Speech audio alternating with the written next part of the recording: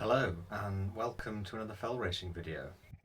One of my primary running goals for this year is to consistently make the top 10 in fell races, but the next race I'm doing is a bit different to what I've run before.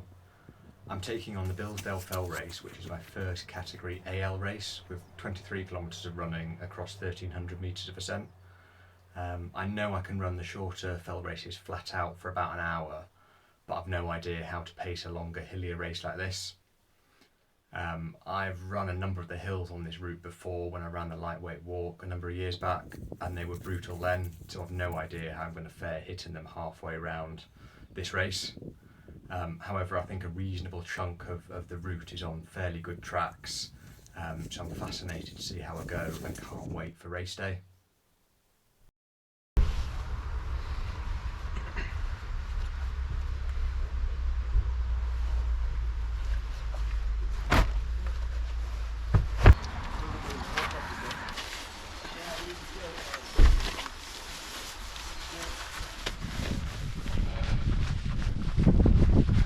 Morning. So it's the Bilsdale Fell Race today, and I've just been and had my kit checked, got my number, and I've come for just a little warm up just to recce the start of the route. But it's an absolutely stunning day. Couldn't ask for better conditions. You can see where most of the route goes in the landscape behind.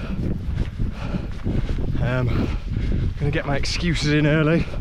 I've got a stonking cold and I haven't done anywhere near enough longer hill training, and I did a hard session earlier in the week and my legs still haven't recovered from that, but oh well. Just gonna see how it goes today, try and take it fairly easy for the first, I don't know, 10-15k, and not get pulled along too much before and giving it what I've got for the final 10. But yeah, stunning weather, absolutely stunning weather.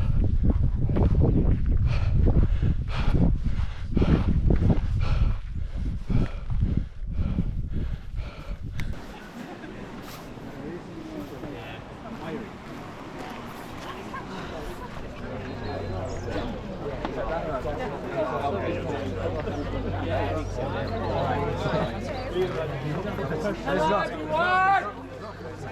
Hello! Shut up! Just want to can you all give Mike a round of applause for all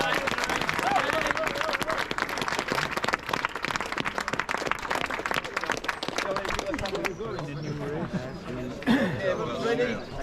3, 2, 1, go! Right, good luck! Go!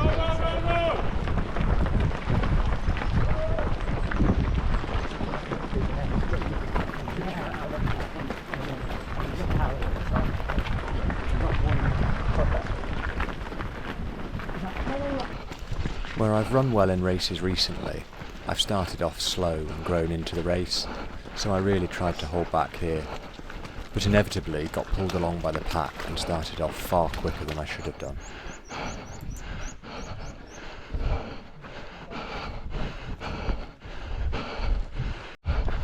I kept looking at my heart rate and could see that I was running at threshold pace, and knew I'd pay for this later. There were runners just ahead of me that I knew over shorter distances I should be keeping pace with, and this really pushed me to run quicker than I meant to this early on.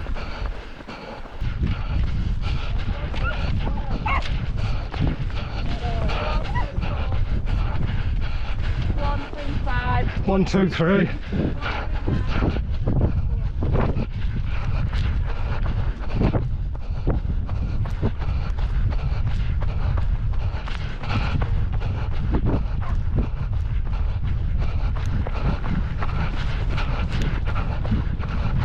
The first checkpoint at the top of Round Hill came after nearly 300 metres of climbing and just under 4 kilometres of running.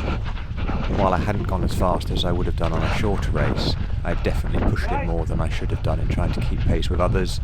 Again, I was very wary that I was pushing it too fast and was really going to pay for this.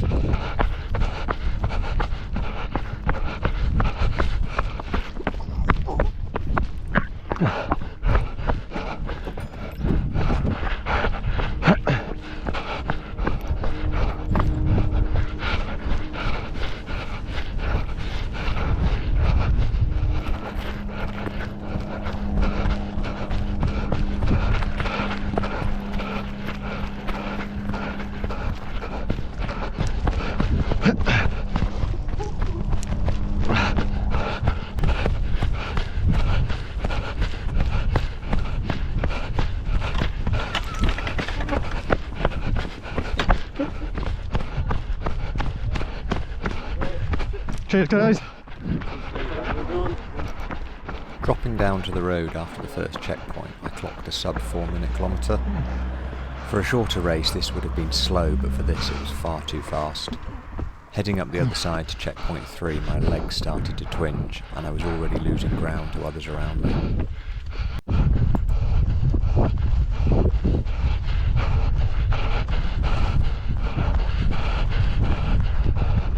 Passing checkpoint 2, I'd clocked up 8 kilometres and 400 metres of ascent. I was at the distance and ascent of shorter races, but here I was only a third of the way round. I knew now I was in trouble and in for a world of pain, and would just have to grind it out just to get to the finish line.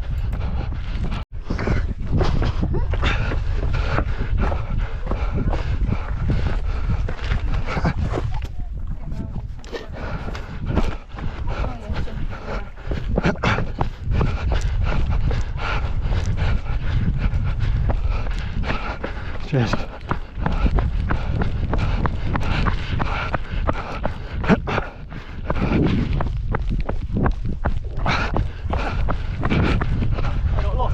I did the right thing. I was like, left, right.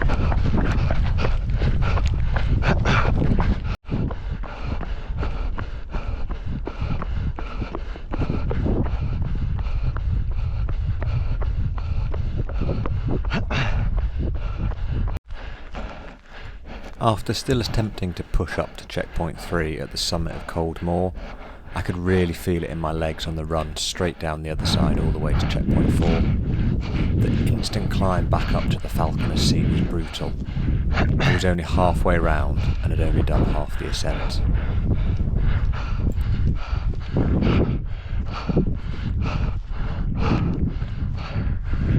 Well done, mate. Cheers, pal. Brazil, that's horrible. Do you know where you're going? Nah, So straight on that line over there. over there. That one, yeah. Cool, cheers, pal.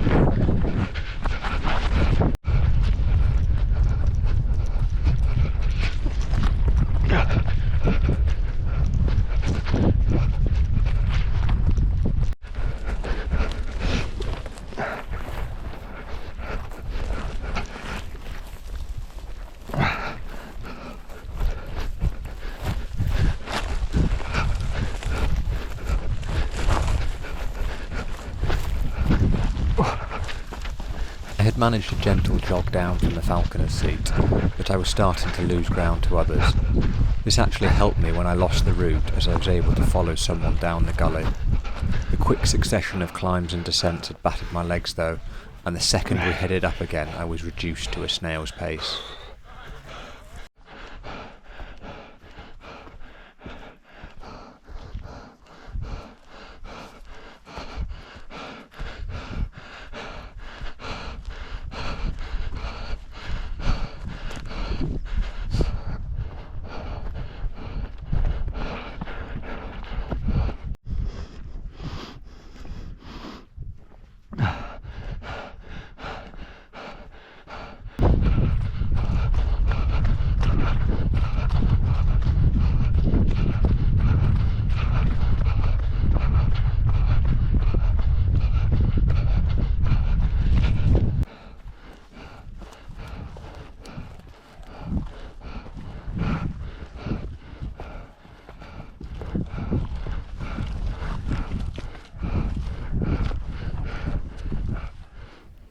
This was the final of the big climbs, and again I was losing places.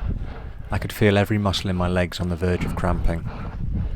After summiting we were back on good tracks, and I knew the course was a bit gentler from here on in, but it was all I could muster just to carry on with a gentle jog.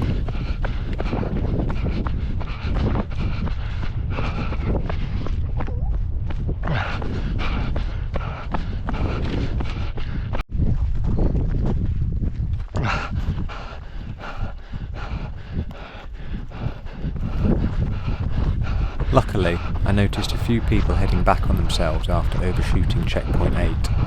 This won me a few extra places, but the pathless running took even more out of my legs, and they ended up picking the wrong line over to checkpoint 9, adding a few extra 100 metres of heather bashing to my route.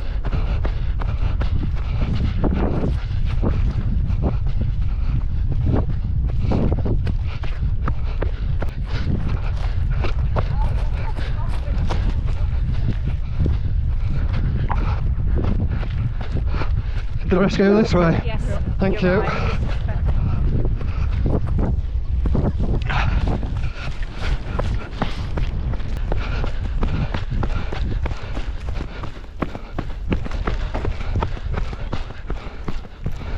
Cheers, mate. 1, 2, 3.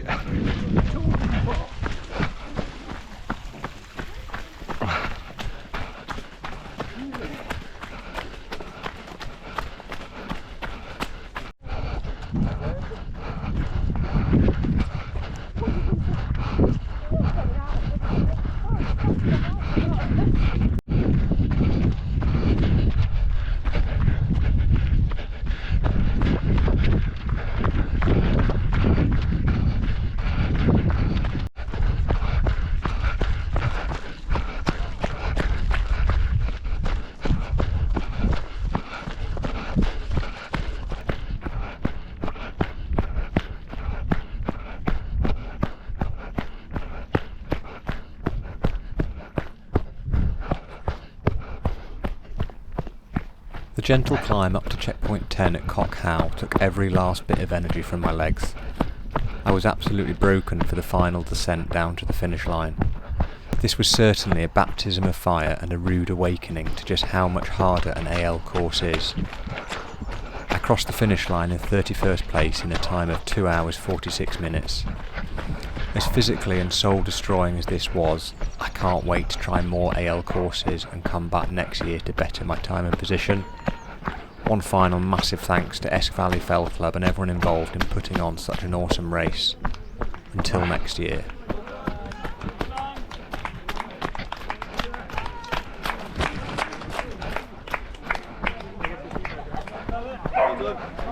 Cheers, guys. Fucking hell. You videoed all that? Can you share it on the with the club?